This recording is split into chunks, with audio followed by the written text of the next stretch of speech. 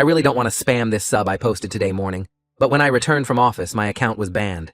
This will be my last try to post this. My wife Jessica, 34, and I, 35, met her, have been married for 3 years, and we dated for 2 years before that, and we have 2-year-old daughter. Jessica has 2 sisters. The eldest one, 38F, is married to Jake, 40 years. A week ago, I came home from work early and wanted to scare Jessica. I tried to be sneaky, but somehow I slipped and accidentally hurt my back. Jessica came to my rescue. I went to the bedroom, and she went to the kitchen to get an ice pack. Her phone was by the bed, and a WhatsApp notification came from Jake saying, "You've got the best pair I've ever seen." I immediately knew what was happening. I unlocked the phone and saw that she had just sent some pics and video of her tots to Jake, and there were no previous chats before that. When Jessica came back to the room, I showed her the chat and asked, "How long?" I have known this woman for 10 years, and I have never seen her so mortified. Her eyes got teary, and she said, "Babe, I am sorry, but I can explain." So I said, "Go on." According to her, at the end of 2019, she was struggling with money, and Jake suggested he would help her out. He hinted that he would like to see her pics. I feel like I am writing a peen script at this point. So she did send him pics, and it continued over the years. She swears there was nothing emotional or physical involved. It was purely transactional. I didn't believe any of it, but she showed me on Venmo that MF paid her $300 yesterday. I then told her, "It's been 5 years. Try to remember if anything physical happened." For me, if even half of what she is saying is true, how could something like that not become physical? She started crying and told me she could prove it tomorrow because Jake would get suspicious if she tried to talk to him now. I took her phone, went to a bar, got wasted for the night, and when I came back, she was still there crying. I just slept on the couch. Next day morning, I gave her the phone. She called Jake. Conversation goes something like this. "Jessica, hey, I was wondering if you want some more pics." Jake, "I'm short on money. Yesterday, I spent all of it." Jessica, "We can do something more this time and meet in person. I've changed my mind on that." Jake, "No way. How much are we talking about?" I felt like I was going to puke. I told her that we are done and left for office. I am not a very wealthy dude, but I would consider myself a stable guy who could take care of his family. Now I just feel like I have failed as a man, whose wife had to sell her body to meet her expected lifestyle. When I got home that night, she looked like shit. I asked Jessica why she kept taking money from him after we got married, and why she didn't ask me while we were dating. She said she didn't know how to stop, and that it was easy money. I left my home that night and told her she can keep the home and the car, but I want 50-50 custody of my child. So here I am now, haven't told anyone about this. It's been a week since, staying in a hotel. I go home in the evening to play with my daughter. I'm speaking with divorce lawyers, and Jessica is constantly talking about marriage counseling. Update. Before getting to the update, some people were asking me to get a paternity test. I don't need one. I know she is my daughter because I am Indian, and Jessica, my wife, is white, and my daughter looks like me. Now for the update. After I made that post, I shared my situation with my cousin's sister, 30F. She is the only family member I have living in the States. I visited her place the next day, and she knocked some sense into me. I realized part of me still didn't want a divorce because I basically married Jessica against my parents' will. They wanted me to have an arranged marriage. So, my failed marriage would hurt my ego. She also arranged a meeting with a divorce lawyer, and no, I am not giving up my house. I was just emotional at that time. From what I understand, in our state, adultery has pretty much zero impact on the assets, so it will likely be a 50-50 split. However, there is a high chance I can get better custody of my daughter because I have a job, and Jessica doesn't. She is also involved in sex work at this point, which could work in my favor. My father-in-law called me last evening, and he was crying. He told me he didn't know what to say to me, and that if he were in my place, he would have left her. Apparently, Jessica got scared and told her family everything after I didn't visit home for 2 days and had blocked her everywhere. I guess I should have done that a little while ago, and Jake is out of his house also.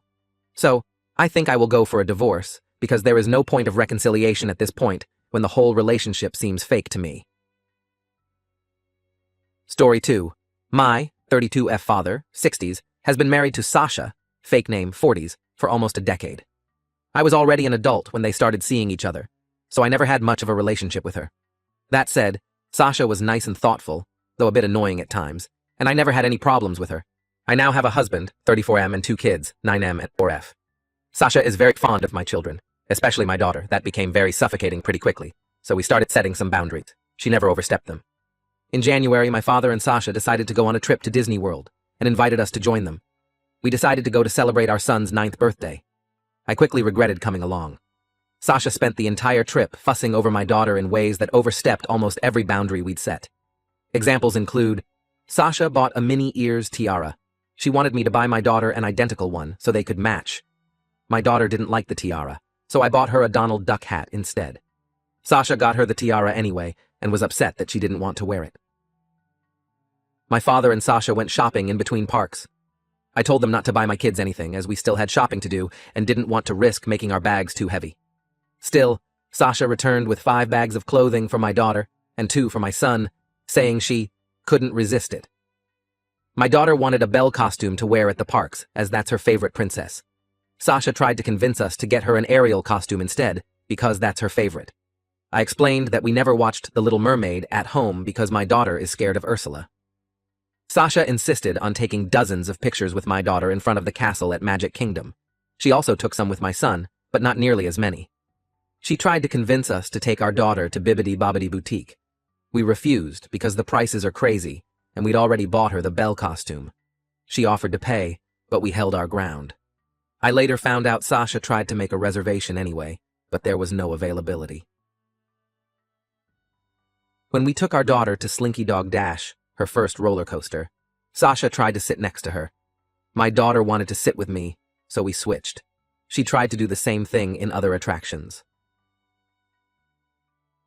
At the Muppets Theater, she tried to get my daughter to sit in her lap. Sasha also tried to pick her up while we met some of the characters. There were more instances. The final straw for me, however, was the last park day of the trip. We were at Magic Kingdom. My husband suffered a minor injury, and I had to take him to the first aid station. The kids wanted to go to the Peter Pan ride, so my dad and Sasha offered to take them in the meantime. However, according to my father, the line was too long. So instead, Sasha suggested the Little Mermaid ride, assuring my kids Ursula wasn't on it. Actually, there's a pretty big Ursula animatronic there. My daughter was still sobbing and hugging her brother when we reunited. When we flew back home, I told my father that we'd no longer take our children on trips with Sasha due to her behavior. He got extremely angry. He said his wife loved my kids, thought about what they'd like to do at every moment of the trip, and that we should be grateful to have her in our lives. I lost my temper at that. I told him Sasha was a fucking creep, and that they should be grateful I was still okay with them even seeing my children after her actions during the trip. We ended up having a huge fight after that. It's been weeks since we returned home, and my father is still angry at me and my husband. Sasha has texted me a few times. She says she's sorry if she made me uncomfortable, but that she loves my kids and hoped to use the trip to spend more time with them. To be honest, I don't think I'm the AH here, but I do think I might have overreacted. I believe there's a chance Sasha's actions were motivated by love, and she truly did have good intentions. Aida, update. Hey everyone, I'm ready to give you an update. I read your comments and came to the following conclusion. As much as Sasha's behavior towards my children angered me and freaked me out, calling her a creep was the wrong reaction to have. That said, I think it's best for my family to distance itself from Sasha for the time being.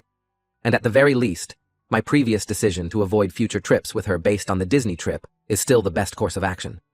Sasha's pushiness, tendency to override my and my husband's parenting, and blatant favoritism towards my daughter were much worse when the kids were younger. After my daughter's birth, she began to focus too much attention on her and almost none on my son. I gave more examples of that in the comments on my original post. That's the reason we set boundaries in the first place. The way she fusses over my daughter also bothers me. When we had the boundary conversation with my father and Sasha, she told us that she'd always wondered what having a daughter would be like. She'd also defined herself as child-free before, so I was never certain what to think of that.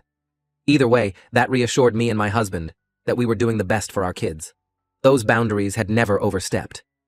Then we went on the Disney trip, and most of them were completely ignored. Many of you pointed out that she might have gotten carried away, or that Disney is exciting and she wanted to make sure my kids had the best experience, etc. There are 2 things I'll say to that. The first is that whatever Sasha's reasons were, she still overstepped our boundaries. When we first set those, we told her that doing so would have consequences. Disney or not, I don't see a reason to make an exception. Secondly, she wasn't trying to ensure my kids had the best experience. She was pushing them to fulfill her fantasy of what their Disney trip should look like. She repeatedly ignored my children's wishes in favor of her own, despite them both being very clear about what they wanted and didn't want. Sasha also continually favored my daughter, including during my son's birthday, and fussed over her in ways that made her uncomfortable. And I still haven't forgiven the Little Mermaid thing. My daughter is a bit shy and takes a while to open up to most people, so knowing her trust was broken like that angers me in ways I can't describe.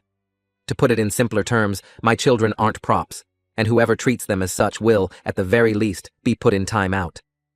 I called my father and Sasha on Saturday. I apologized for calling Sasha a creep, but told them that we needed some time apart. They won't see my family until my younger sister's birthday in late April. If that goes well, they'll be invited to my daughter's 5th birthday party in May. After that, we'll slowly work on re-establishing contact. I also said that if they overstepped our boundaries again, the consequences would be more dire. My father didn't take it well. I don't care. Sasha sent me a text with more apologies, followed by a request to, at least, FaceTime my kids every now and then. I said no. And to those who said my controlling behavior ruined the trip, my kids had an amazing time at Disney World. They're both still talking about it. My daughter keeps asking us to put her pictures with the characters she met up on the wall, and my son says he had the best birthday ever. I think that's it. Thank you for your advice and support on my first post. Relevant comments. Canyon Moon. You protected your children, and that's the best thing you can do in any situation. I'm glad they're still talking about the trip, despite favoritism and the Ursula animatronic, which means you and your husband managed to outshine all of that with wonderful memories. For the possible reconciliation, everyone can act normal for a day, the birthday in late April, especially if they know there's a goalpost on that day. It's the behavior over time that counts. If they're still messaging you, requesting FaceTime calls, and calling you unreasonable despite you clearly saying you want NC, you could begin a tally. 1 point for each request, and when it's X amount of points, they'll have their timeout extended because they obviously don't understand boundaries yet. Update, 2 months later. Last time I posted here, I mentioned that my father and Sasha wouldn't see my children until my younger sister's birthday. The party took place last weekend, and we didn't attend. These 2 months of no contact worked fine, but not great. My father respected my wishes, to my surprise, but Sasha kept trying to find ways to talk to my children. She'd call me under the guise of needing to ask me something, only to later say, "By the way, are the kids around? I want to say hi." Every time she tried that, I'd remind her of what I'd told her back in March. This must have happened almost a dozen times, which was enough for my husband and I to start debating on skipping the party. After speaking to our kids, we decided not to go. They both said they missed my father, but clearly didn't want to see Sasha. We thought about attending and just distancing them from her while there, but risking making our children uncomfortable wasn't worth it. My son even asked if we could see their aunt somewhere else without Sasha around. My husband and I explained the situation to my sister. She was upset, but mostly because she hadn't seen the kids in a while. We all went to dinner at her favorite restaurant the day after her party. I also called my father and told him we wouldn't go to the birthday party. He reacted better than I expected, but we still had a short fight about it. He claimed that I had promised we'd let Sasha see the kids after 2 months, called me unfair, and said he was entitled to have a relationship with his grandchildren. I immediately denied that. Though I tried to sugarcoat it at first, I eventually gave him the truth. My kids don't want to see his wife, and I won't force them to. My father and I had a long talk. I told him how much Sasha's actions at the Disney trip upset my children, as well as how uncomfortable me and my husband felt. I admitted I don't trust his wife at all, and I don't think I ever truly will. He said that while he still thought I was overreacting, he understood I wanted to protect my kids. My dad also told me about how these 2 months of NC were for them. Apparently, Sasha started talking about my kids, mostly my daughter, a lot more than usual. She'd mention things and places she thought they would like.